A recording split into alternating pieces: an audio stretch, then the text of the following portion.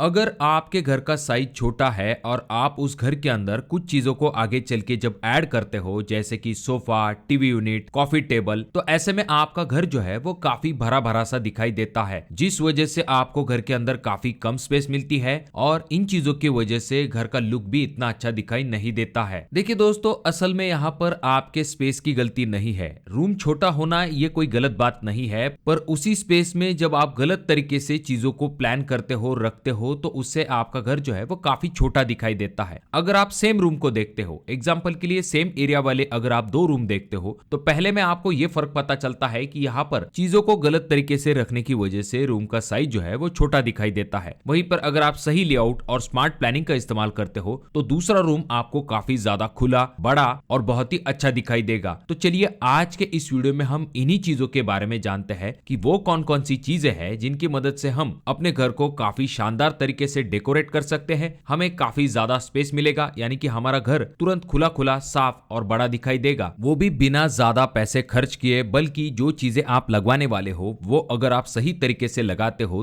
तो डेफिनेटली आपका घर बड़ा और काफी शानदार दिखाई देगा। तो दोस्तों यहाँ पर सबसे पहला पॉइंट आ जाता है जो कि है स्मार्ट प्लानिंग। देखिए दोस्तों, चाहे आपका स्पेस छोटा हो या फिर बड़ा हो, पर वहां पर अगर आप सही तरीके से प्लानिंग नहीं करते हो, चीजों को कहीं पर भी रख देते हो, तो ऐसे में आपको जगह कम मिलेगी और लुक भी खराब हो जाएगा। तो आपको सबसे पहले प्लेसमेंट की तरफ ध्यान देना चाहिए कि कहां पर आपका टीवी यूनिट आएगा, कहां पर आपका सोफा होगा। इन चीजों की पहले से ही जब आप प्लानिंग करके रखते हो, इनका लोकेशन फाइनल करते हो, तो आपको पहले से ही अंदाजा होता है कि इन चीजों को लगाने के बाद आपको फ्री स्पेस कितना मिलने वाला है। देखिए दोस्तों, जब भी इंटीरियर डेकोरेशन किया जाता है तो वहां पर एक थंब रूल होता है कि आपको 60-40 रूल फॉलो करना चाहिए, यानी कि यहां पर आपको 60% एरिया ही फर्नीचर में कवर करना है, बाकी 40% एरिया जो होगा वो आपको ओपन स्पेस छोड़ देना चाहिए। उसके बाद अगली इंपॉर्टेंट चीज जो कि आपको ध्यान में रखनी चाहिए कि आपके घर के अंदर जो कोई भी बिखरी हुई चीजें हैं उन्हें आपको तुरंत ही हटा देना चाहिए। देखिए, आमतौर पर हमारी ये धारणा होती है कि जितना ज्यादा मटेरियल हमारे घर के अंदर होगा उतना ही हमारा घर जो है वो अच्छा दिखाई देगा। तो इसीलिए डेकोरेशन के चलते या फिर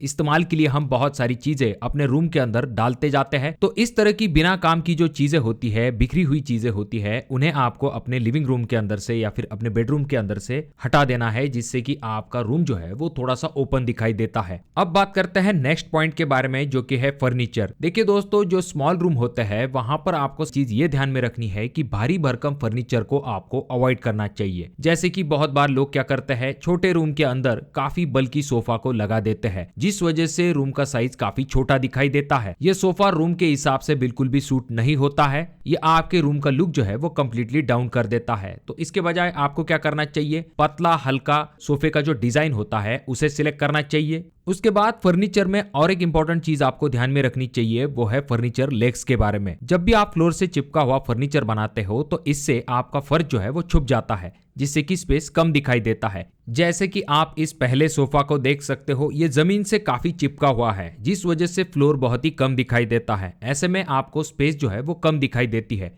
वहीं पर अगर आप पतले लेग्स का इस्तेमाल करते हो, जैसा कि आप इस अगले वीडियो में देख सकते हो, यहाँ पर सोफा लेग जो है वो काफी पतले है और इसमें अलग अलग टाइप के ट्रेंडिंग डिजाइन आपको मिल जाता है, जैसे कि गोल्डन, सिल्वर।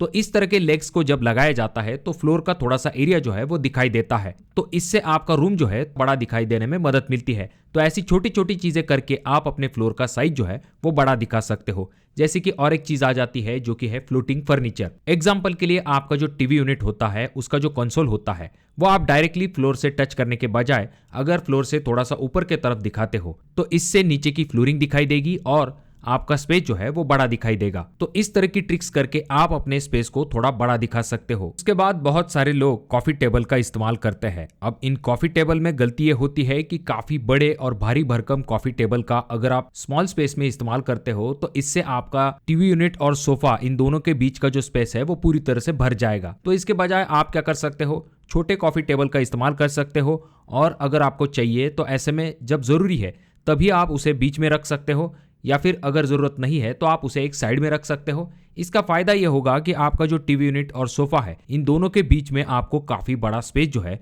वो ओपन मिल जाएगा, जिससे कि आपका रूम जो है वो ज्यादा स्पेशियस दिखने में मदद मिलेगी।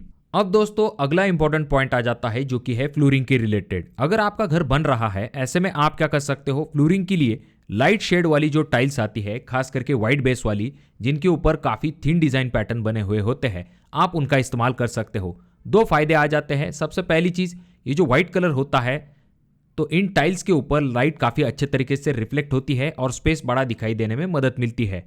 अगर आप अपने छोटे रूम के लिए चेक्स डिजाइन वाली टाइल या फिर डार्क डिजाइन वाली टाइल की तरफ जाते हो तो स्पेस जो है वो छोटा दिखाई देता है। देखिए दोस्तों, कलर भी काफी इंपॉर्टेंट होता है। अगर आप अपने सभी दीवारों के ऊपर एक ही कलर थीम रखते हो तो इससे स्पेस बड़ा दिखाई देने में मदद मिलती है और ये दिखने में भी काफी अच्छा दिखाई देता है। आजकल जो व्हाइट कलर टोन है या फिर पेस्टल कलर शेड्स है वो काफी ज्यादा ट्रेंड में है। अगर आप इस तरह के लाइट कलर शेड्स का इस्तेमाल करते हो तो यहाँ पर रोशनी काफी अच्छे तरीके से रिफ्लेक्ट हो पाएगी और आपका स्पेस जो है वो बड़ा दिखाई देने में मदद मिलेगी। उसके बाद अगर हम बात करते हैं कर्टन्स के बारे में, फिर चाहे आपका लिविंग रूम हो या फिर आपका बेडरूम हो, तो वहां पर अगर आप शॉर्ट कर्टन का इस्तेमाल करोगे तो इससे आपके रूम का लुक इतना अच्छा दिखाई नहीं देगा। अगर आपको थोड़ा सा स्पेशियस लुक चाहिए, ऐसे में आप जो है लॉन्ग हाइट वाले जो कर्टन्स आते हैं उनका इस्तेमाल कर सकते हो। जब भी इस तरह के लॉन्ग कर्टन्स का इस्तेमाल किया जाता है तो रूम इससे काफी ज्यादा बड़ा दिखाई देने में मदद मिलती है, तो आप इस ऑप्शन के बारे में भी जरूर सोच सकते हो। उसके बाद जब बात आती है दीवारों के ऊपर फोटो फ्रेम्स को लगाने की, तो वहां पर लोग क्या करते हैं, छोटे छोटे फ्रेम को अपने दीवार के ऊपर ऐड कर देते हैं। अब इतने ज्यादा जब फ्रेम बन जाते हैं तो इससे लुक जो है वो इतना अच्छा दिखाई नहीं देता है। इसके बजाय आप 2-3 पेंटिंग जो है उसे लगा सकते हो या फिर कोई